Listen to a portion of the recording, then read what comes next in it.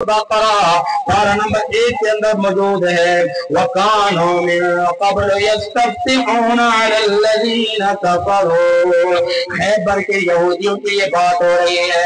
कुरान करीम की आयत इस बात की गवाह फरमाया, इससे पहले वो लोग थे अल्लाह की बारगाह में फतह तलब करते थे। कुरान पढ़ रहा हूँ, वकानो मिन क़ब्ल यस्तफ्तिहून, वो फतह मांगा करते थे, वो कामयाबी मांगा करते थे। कैसी कामयाबी? पहले इसका लुबे लुबाब शान नज़ुल सुन लीजिए। खैबर के यहूदियों का कबीले गतफान के लोगों से कई सालों से झगड़ा चल रहा था। हर मर्तबा ये खैबर के यहूदी लड़ने के लिए जाते, तादाद भी ज्यादा होती, असला भी ज्यादा होता, पावर भी ज्यादा होती, लेकिन जब गतफान के कबीले के सामने जाते तो ये हार कर वापस आ जाते। इनके बड़े बड़े पढ़े लिखे लोगों ने बैठकर ये तर्जमानियां की, बड़े बड़े लोगों ने बैठकर मशावरत की कि आखिर वजह क्या है? तादाद भी ज्यादा है, फौज भी ज्यादा है, असला भी ज्यादा है, आलात भी ज्यादा है, हर चीज हमारे पास ज्यादा है, लेकिन हर मर्तबा हम हार कर क्यों आ जाते हैं? जनाब यहूदियों के बड़े बड़े मौलवियों के पास गए, उनको जाकर ये कहते कि इस मसले का हल बता दीजिए। जनाब अली कुरान करीम की आयत गवाह है। इसके अलावा अल बिदाया वन निहाया इमाम इब्न कसीर लिखते हैं और दलाइल नबुव्वह के अंदर ये बात मौजूद है, मुस्तदरक हाकिम के अंदर ये बात मौजूद है, शफा शरीफ के अंदर ये बात मौजूद है, मजमू ज़वाइद के अंदर ये बात मौजूद है, कंजुल उम्माल के अंदर ये बात मौजूद है, बड़ी बड़ी किताबों के अंदर ये बात मौजूद है। मेरे दोस्तों, आप और मैं उस नबी के उम्मती हैं जिस नबी के लिए रब ने पूरी कायनात को बनाया। अल्लाह अकबर। कुरान कहता है कि ये खैबर के यहूदी मेरे मुस्तफा का नाम लेकर अल्लाह की बारगाह में दुआ करते, लेकिन अब की बार अंदाज चेंज है। अब जब ये अपने मौलवियों को बुलाते हैं, बिठाते हैं, पढ़े लिखे लोगों से मशवरा करते हैं, आखिर क्या वजह है? कि तादाद भी ज्यादा है, पावर भी ज्यादा है, हर मर्तबा हार जाते हैं। अल्लाह अकबर। इनके बड़े बड़ों ने बताया कि अब जब मैदान जंग में जाना, अल्लाह की बारगाह में दुआ करना। अब वो दुआ के क्या कलिमात थे? अल्लाह की बारगाह में मैदान जंग में पहुंचने के बाद दुआ करते हैं, अल्लाहुम्मा अतिनी बिहक़्क़ि मुहम्मदिनिल्लज़ी वअदतना। अरे अल्लाह, आज हम मैदान जंग में आ गए हैं। पहले अपनी पावर के बलबूते पर आते थे, पहले हमें अपनी ताकत पे मान था, पहले हमें अपने असले पे पावर थे, पहले हमें उस पे नाज था, लेकिन आज हम अपनी पावर का आसरा लेकर नहीं आए, आज हम अपनी ताकत के आसरे पर नहीं आए। अरे अल्लाह, आज हम तेरे मुस्तफा का नाम लेकर खड़े हैं। अरे अल्लाह, हमें आज कामयाबी अता फरमा दे उस मोहम्मद का वसीला जिसका तूने वादा फरमाया है। अब जब खैबर के यहूदियों ने अल्लाह की बारगाह में दुआ मांगे, या अल्लाह उस मोहम्मद अरबी का सदका हमें कामयाबी अता फरमा। ये सारी किताबों के अंदर मौजूद है। अब जब इन्होंने अल्लाह की बारगाह में दुआ मांगी, अल्लाह ने मुस्तफा का सदका उन्हें कामयाबी अता फरमा दी। अब यहाँ पर आशिक ने तर्जमानी की, मैं चाहता हूँ कि आपको बात भी समझे, अगर आपकी आवाज भी निकले तो कह दीजिए सुभान अल्लाह। ये दिन रात आँखें नम किस लिए है? हुजूर वजह तख्लीक कायनात है, सरकार के लिए हर चीज बनाई गई, लेकिन इस बात का मतलब ये हरगिज़ नहीं कि हम किरदार भी ना अच्छा रखे, अमल भी अच्छा ना रखे, नमाज भी ना पढ़े और फिर कहे कि ऐसे हम जन्नत में चले जाएंगे। हुजूर का सच्चा और पक्का आशिक वो है कि जो सरकार का मिलाद सुनने के बाद 5 वक्त नमाजी बन जाए। कह दीजिए सुभान अल्लाह। ये दिन रात आके नम किस लिए है? ये दिन रात आके नम किस लिए है? गम खार आका है, गम खार आका तो गम किस लिए है? یہ دل رات آنکھیں نم کس لیے ہیں، گناہگار بولے کون اب ہمارا۔ جب سرکار نہیں آئے تھے نا تو اس وقت پوری کائنات کے اندر ظلم بربریت تھی، ہر ایک کو اپنے حق کی تلاش تھی مگر حق دینے والا کوئی نہیں، ہر ایک پر ظلم ہوتا، ہر ایک کی تمنا ہوتی کہ ہمیں ہمارے حقوق دیے جائیں۔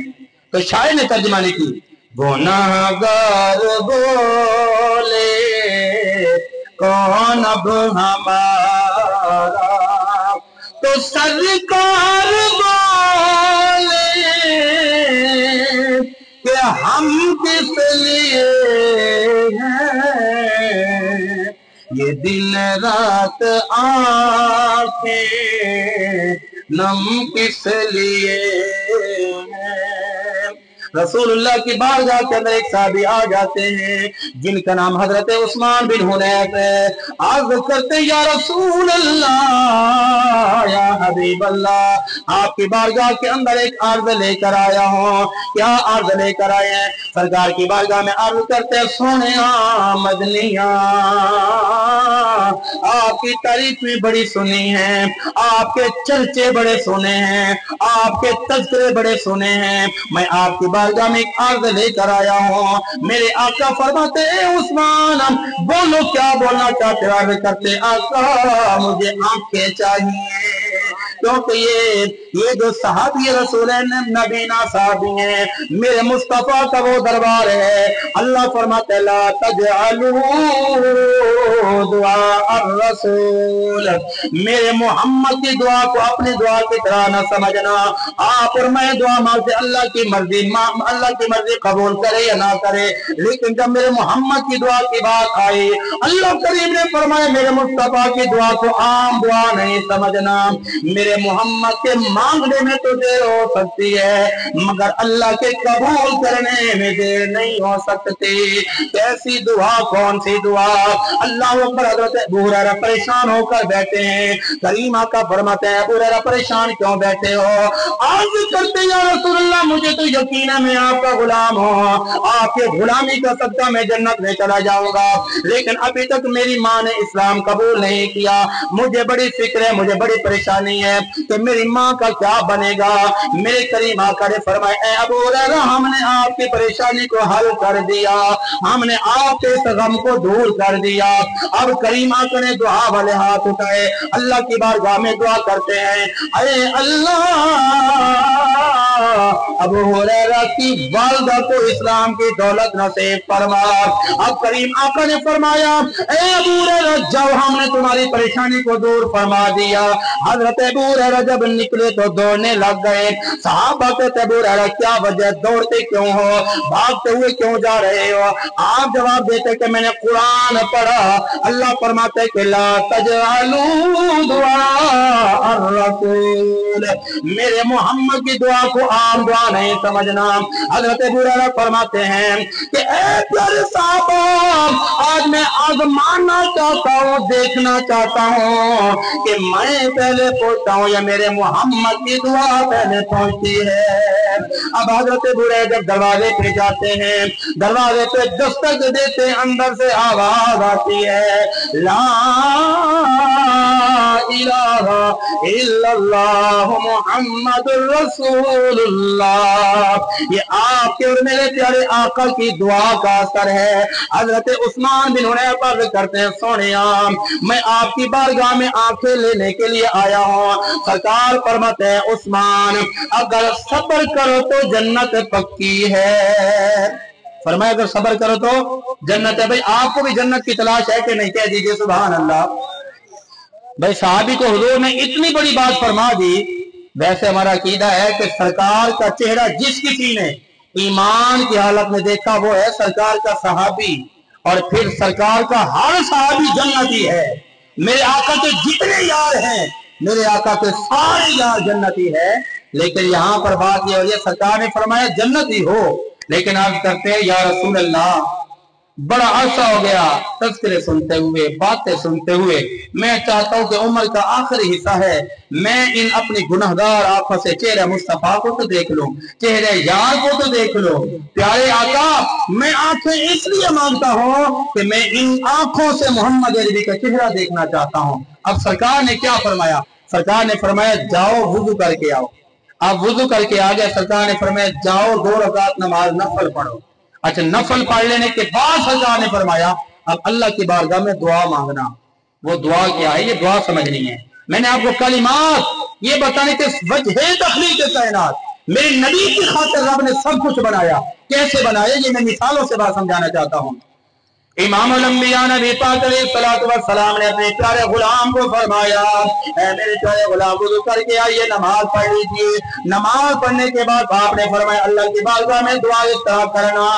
अब दुआ क्या है? हज़रत उस्मान बिन ने क्या दुआ करते हैं? अल्लाह की बारगाह में अर्ज़ करते हैं अल्लाहुम्मा तिल अरे अल्लाह मुझे ये आंखें अता फरमा दे। लेकिन कलिमात वो क्या है, वो जुमले क्या है, वो अदा क्या है, वो जुमला क्या है, वो अंदाज क्या है? अल्लाह की बारगाह में अर्ज करते हैं अरे अल्लाह मुझे आंखें अता फरमा सदका मुस्तफा का। अरे अल्लाह मुझे बिनाई अता फरमा दे तुझे वास्ता मोहम्मद मुस्तफा का। अब रावी कहते जो देखने वाले थे, जो देख रहे थे, कहते हैं कि मैं देख रहा था अभी उनके दुआ वाले हाथ नीचे नहीं आए थे, अल्लाह ने पहले उनको आंखें अता फरमा दी।